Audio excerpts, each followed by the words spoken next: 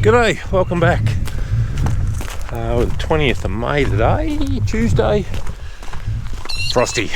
It's, I don't know, it'll be in the minuses this morning. We do have a light frost on the ground.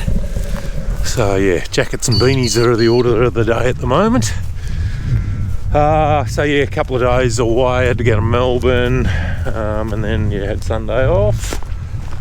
Today, got a load of guy coming to get a load of corn straw shortly, in the next half an hour. That didn't work very well. I just walked into the dark. We'll do that. And then the plan is today, try and get the corn, harvest the corn and get it finished. I picked up a grain bag last night, so I've got a 75 metre bag. I didn't really want to put another bag down just with the bird trouble we're having, but there is a little bit of rain forecast, not heaps, but a little bit in the next sort of week. And a fair swag of what we've got left is supposed to be gone by the end of next week. So it'd be a bugger to get rain on it, and then we get caught up with not being able to deliver it. So we just thought, while we've got a few spare days, we'll get on and get it stripped and get it out of the road, and it's just another job we can get ticked off. And then we can also get on and get the stubble mulched and get it baled up. So Tony's brought down 60 odd bales yesterday while I was away, just so the truck's not running out into the paddock. We do need to get all that stacked up. There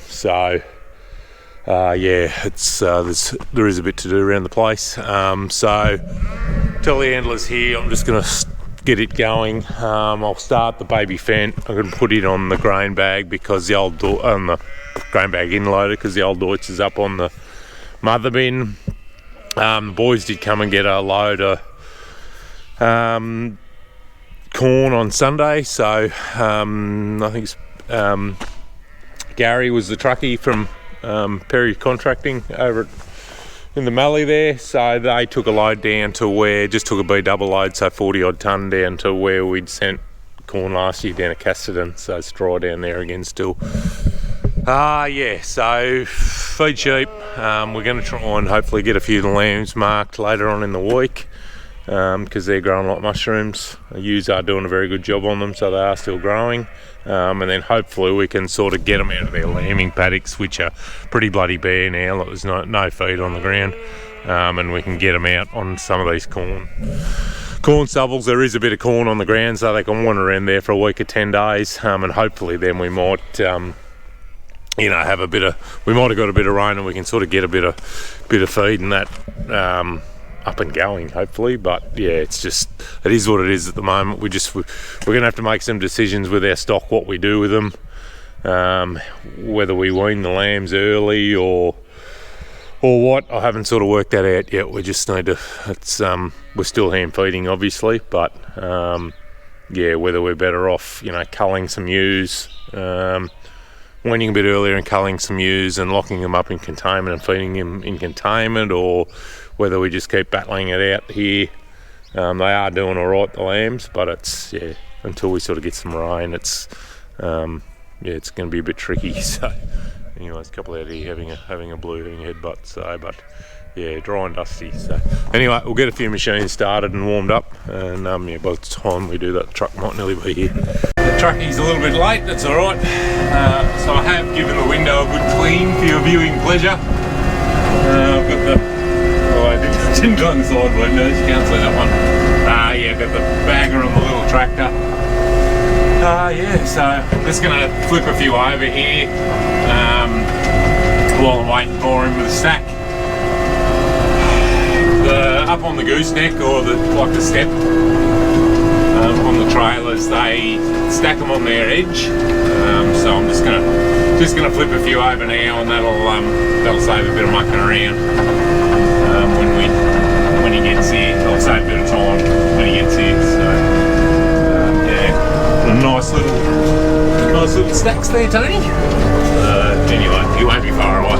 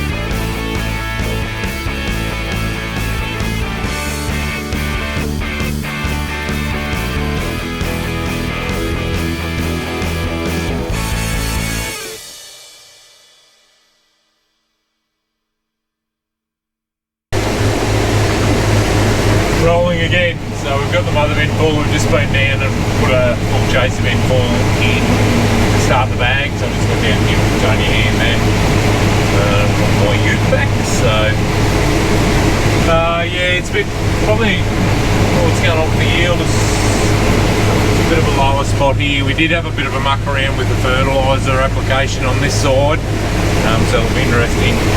Should have mucked around and got the yield mapping going, so we could actually see what was going on. I sort of forgot all about it, but anyway, I have given the windows a bit of a clean for your viewing pleasure, so hopefully a bit better. Yeah, don't know whether we'll get it finished this afternoon. There's still a fair block here, but anyway, we'll see how we go. We'll put a fair hole in it. Got a truck coming Thursday at this point in time, road train coming Thursday to grab a load, so, and then got another different guy coming to get a load of straw tomorrow, hopefully, just to have a try it, see how it goes. So yeah, a bit of produce going out the gate, which is good to get a bit of money to come in, because there's plenty of money going on out at the moment, playing cropping season. The lambs we sent, whether I mentioned that or not, we sent the last of the trade lambs last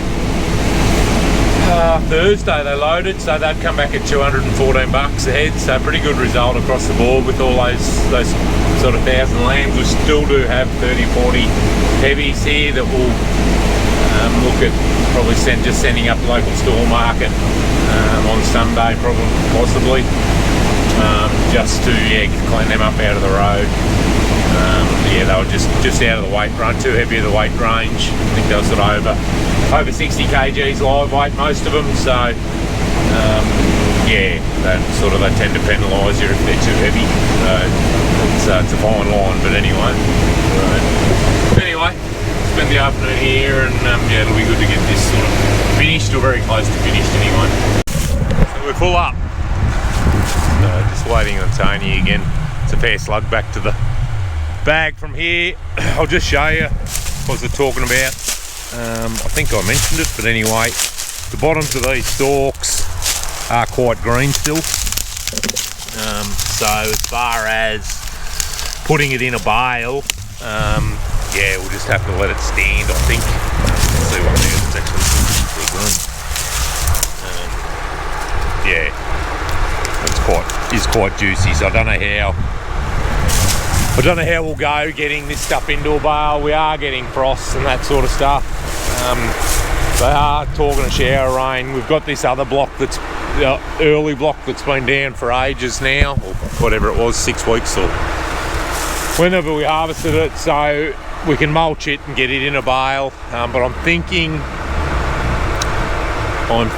we will wait till after this change goes through. I reckon it's probably better off left standing like this rather than mulching it and laying it all flat on the ground, just in case we do get, 25 mil of rain, or that'd be horrendous if we managed to get 25 mil of rain.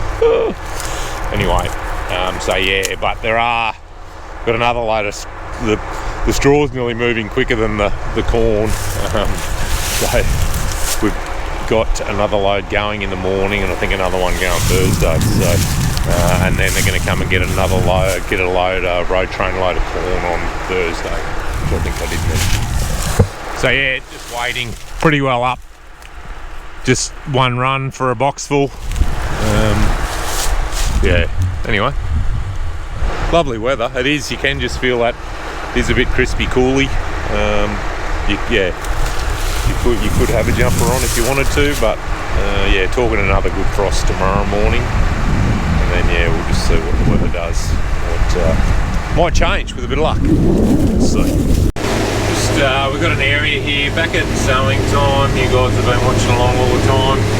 We ran out of fertilizer. We were banding the fertilizer with the seed, or beside the seed on the planter, and we actually ran out of fert at the time, so we just kept planting, and then came back and spread the MAP and the urea on top of the ground. So it was, yeah, on top of the ground as opposed to being sort of sown with the seed, and there's not really a difference in yield.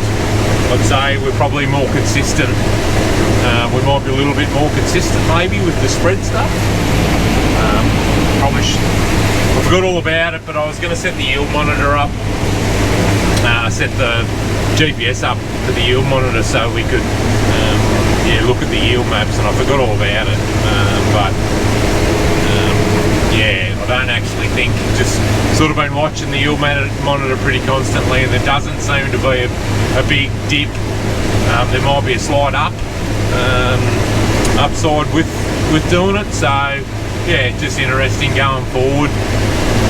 We weren't really panicking at the time, but we just thought it would have been ideal if the fert was put with the seed. I've got a neighbour here next door, and they spread all their fertiliser, and they grow pretty good crops. So, but yeah, I know Miranda and when Pete was on deck, they were always sort of talking to have, put the fertiliser with the seeds. So, just unload again here before I get to the end. I was too busy talking to you guys.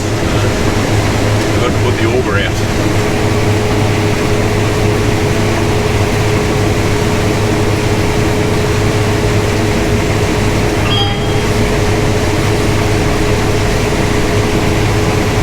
Sun's in a bad spot for taking footage at the moment, but anyway. And the dust stuff is sticking to my nice clean windows.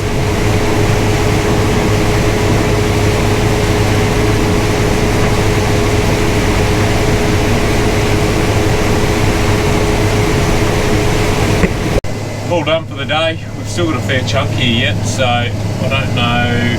We only got a 75 metre bag, so we might not actually might not all fit in, which is a good problem to have. So anyway, we'll just see. We'll just unload it. Tony can take it down. Hopefully we get back in there before he's sorry, I cut you off. Hopefully we can get back down there before he's got it unloaded, and we can get a bit of footage of him loading the bag. He'll have a fair bag down there now, so I don't know what'd be left there. 10 hectares, something like that. So there could be another 150 tonne maybe. So yeah, we're over 1,000 tonne now, which is nice. So yeah, so there we go. It's going all right anyway. It's dry. Dust is horrendous. You know, it's lighter country. Driving it a couple of times, and it just goes to pounding.